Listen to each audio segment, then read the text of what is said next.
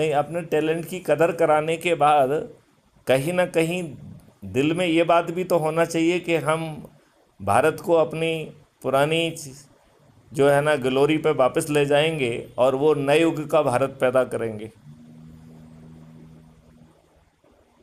देखिए, मेरी उम्मीद टूट गई, सीधी बात यह है। नहीं, लेकिन मुझे नहीं लगा वो संभव। उम्मीद टूटने से तो रण नहीं जीता जा सकता है ना। उम्मीद टूटने से हम नया देखिए, मैं आपको बता रहा हूँ 2 कारण मैंने इस्तीफा क्यों दिया। हाँ हाँ मैं जसवंत सिंह को बड़ी अच्छी तरह जानता था, उस समय वो विदेश मंत्री थे साहब, आपको याद होगा, आप ही हाँ हाँ, जानते होंगे, आप अच्छे तो ढंग से डीजी याद है, अच्छे रहे ढंग से याद है, हाँ। हैं, तो आप तो डीजी रहे हैं, तो आप तो इन नेताओं को जानते ही हैं। बहुत अच्छे ढंग तो से मैं इनको अंदर से बाहर से चारों तरफ से जानता हूँ। तो पहली चीज कारगिल हुई, कारगिल से मैं पूरी तरह सहमत था और अब तो और ज्यादा हूँ कि कारगिल में आपने जो है यंगस्टर्स को बोला, काफी मेरे दोस्त मारे गए, मेरे पिताजी फौज में हैं और फौज में थे, तो स्ट्रेटेजिकली एंड मुझे शुरू से शौक रहा है बैटल और स्ट्रेटजी और टैक्टिक्स तो का, तो भले ही मंगोल हो या भले ही वो रोमेल हो, तो मैं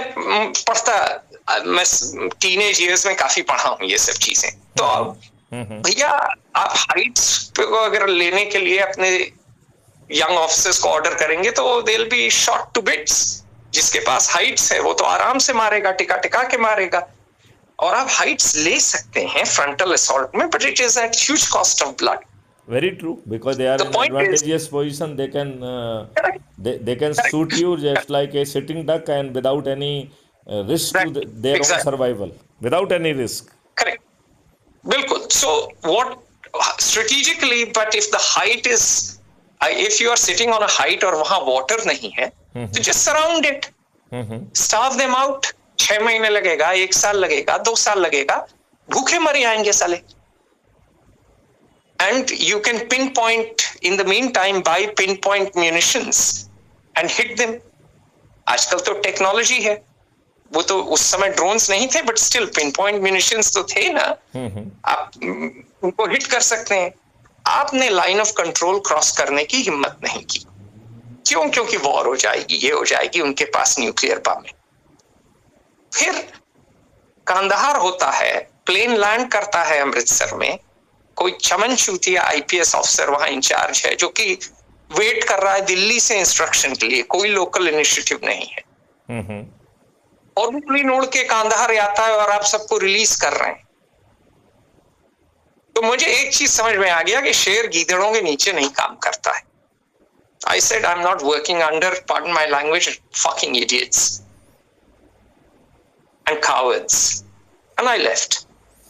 नहीं, It was as simple as that. मैं आपके छोड़ने से मुझे कोई दिक्कत नहीं है, लेकिन अब जो फाइट मैथिली शरण गुप्त लड़ रहे हैं, मैं चाहता हूं कि उसमें आप बराबर के हिस्सेदार बने, और मैं ये चाहता हूं कि मैंने जो एक पूरी स्ट्रेटेजी और एक पूरा फिलॉसफी डिज़ाइन की है, मैं चाहूँगा कि पहले आप उसको पढ़ लें, फिर हम विस्तार में बात करेंगे. ठीक है, ठीक. क्योंकि हमने आपको कुछ अपने वो भी भेजे हैं, प्रेजेंटेशन भेजा है कि how the transform Bharat would be, और हमें कोई इतिहास में नहीं घुसना है. विदाउट घुसेंग इतिहास हम जो है ना, we will be in position to transform it. मतलब हमें कोई स्टडी नहीं करना है, कोई हिस्ट्री में नहीं घुसना है, बिना उसके ये ट्रांसफॉर्मेशन हो जाएगा, because we know what to do. तो हमें इतिहास में घुस के क्यों जो है ना एक कॉन्कॉक्टेड इतिहास जिसको जीतने वालों ने अपने हिसाब से लिखा है, उस इतिहास को हम क्यों पढ़ें? क्योंकि जो पढ़ा है उसको हमने गॉस्पेल ट्रुथ मान लिया है, जो कि हकीकत नहीं है. तो लॉट मैनी ग्रे एरियाज जो कि डॉक्यूमेंटेड नहीं है या रूलर के हिसाब से डॉक्यूमेंट नहीं किए गए हैं, उनमें बहस करके आपकी और हमारी एनर्जी खर्च होगी. उस एनर्जी को बचाना ज़रूरी है. ज़्यादा आवश्यक ये है कि क्या हम एक ट्रांसफॉर्म्ड इंडिया क्रिएट कर सकते हैं, और यदि कर सकते हैं तो हमारी स्ट्रेटेजी क्या है? मोदी जी ने तो कर ही दिया ना. नहीं, बिल्कुल नहीं दिन आ गए ना. बिल्कुल नहीं किया. क्या कर दिया बताइए, मुझे तो एक भी चीज़ नहीं दिख रही है. नहीं, आपको दिख रही है क्या? मुझे तो नहीं दिख रही है. मैं तो कटाक्ष मार रहा हूँ, आप सीरियसली ले बैठे। हाँ, मैं उसी कटाक्ष को कह रहा हूं कि मुझे तो एक धेले भर की चीज नहीं दिख रही है उसमें। मतलब मैं बहुत जिम्मेवारी से कह रहा हूं, मुझे तो नहीं आर्टिकल, नहीं देखिए, ये तो आईएएस राज चला रहे हैं, इन्होंने इकोनॉमी खत्म कर दी है। लेकिन हम उसको बहुत आसानी से हर चीज़ रिक्रिएट कर सकते हैं। हमने आपको एक कल्पवृक्ष मॉडल भी आपको दिया हुआ है। We are having the models की भारत सरकार के ऊपर 20 गुना पैसा आ जाएगा हमारे मॉडल से ही, 3 मॉडल से। और भारत में कोई टैक्सेशन नहीं लगेगा, भारत में किसी को कर्ज नहीं लेना होगा, because we have come out with a concept of the Kalpavriksha account. It will be a shadow account of your own account, जहाँ से जब आपको पैसे की ज़रूरत होगी मिलेगी। और जो आज के फाइनेंशियल इंस्टीट्यूशंस हैं उनको कोई आउटफ्लो का स्कोप ही नहीं रहेगा, तो फाइनेंशियल इंस्टीट्यूशन और present bank they will become the part of the supply chain of the Kalpavriksha account. Bharat के पास जो 20 गुना ज़्यादा पैसा आएगा, हमने ऐसा मॉडल इवॉल्व किया है कि भारत सरकार का खर्च ही 1/4 हो जाएगा। तो 20 गुना पैसा, 1/4 खर्च, तो सरप्लस मनी बहुत ज़्यादा होगी। और ये तीसरा कॉन्सेप्ट उसमें आया है कि हम भारत विकास निधि, जितना हम राष्ट्रीय संपदा का निर्माण करेंगे उतनी डिजिटल करेंसी पैदा करेंगे। तो पहले उसका हमने नाम भारत विकास निधि दिया था। हमारे एक संजीव जी है, उनसे चर्चा के बाद मैंने कहा कि जब एक ऑलरेडी आज़ाद हिंद रुपया बना हुआ है तो हम उसको भारत विकास निधि ऑब्लिक आज़ाद हिंद रुपया कहेंगे। और वो Azad Hind Rupaya will be equivalent to 1 gold coin, that is equivalent to 1 lakh रुपये ऑफ द टुडे। तो एक बहुत पावरफुल कॉन्सेप्ट है। और मेरा कहना है कि हमें किसी हिस्टोरिक बैकग्राउंड में नहीं जाना है, हमें केवल एक संकल्प शक्ति पैदा करना है अच्छे भारत की। अच्छा, अच्छे भारत की संकल्प शक्ति में हमें किसी को नहीं बदलना है। मतलब हम सबसे पहले एक स्टेटमेंट ये दे रहे हैं कि जो जिस स्वरूप में है हम उसे उसी स्वरूप में ग्राह्य करेंगे। मतलब यदि कोई दुर्जन है, दुष्ट है, अपराधी है, बाहुबली है, और यदि वो किसी पार्टी का अंधभक्त है, यदि वो दरिया बिछाने में उसे आनंद आता है, यदि उसे कुर्सियां लगाने में आनंद आता है, पोस्टर लगाने में आनंद आता है, यदि उसे हालो स्लोगन देने में मज़ा आता है, यदि उसे मोदी है तो मुमकिन है कहने में मज़ा आता है, तो मैं ना उसकी सोच बदल रहा हूँ, ना क्रियाकलाप बदल रहा हूँ, बल्कि केवल एक ही बात कह रहा हूँ कि तुम्हारी परिस्थितियां हम बदल देंगे, तुम बदल जाओगे, ये मेरे ऊपर छोड़ दो। बिना आपको भाषण दिए हम आपको बदल देंगे, ये मेरी काबिलियत है। तो उसको आप भूल जाइए। मैं केवल आपसे एक ही अपेक्षा कर रहा हूँ, आप जैसे हो, जिस तरीके के भी हो, उसी रूप में मुझे ग्राह्य हैं। बस मेरी केवल एक शर्त है कि आपको अच्छे भारत का संकल्प लेना है। और अच्छे भारत की डेफिनेशन हमने उसमें दी हुई है कि 5 मौलिक अधिकार और 21 महालक्ष्यों वाला अद्भुत भारत होगा, जहां मौलिक अधिकार उसके जो 5 हैं। अतुल जी, मैं बताऊं क्या उसको?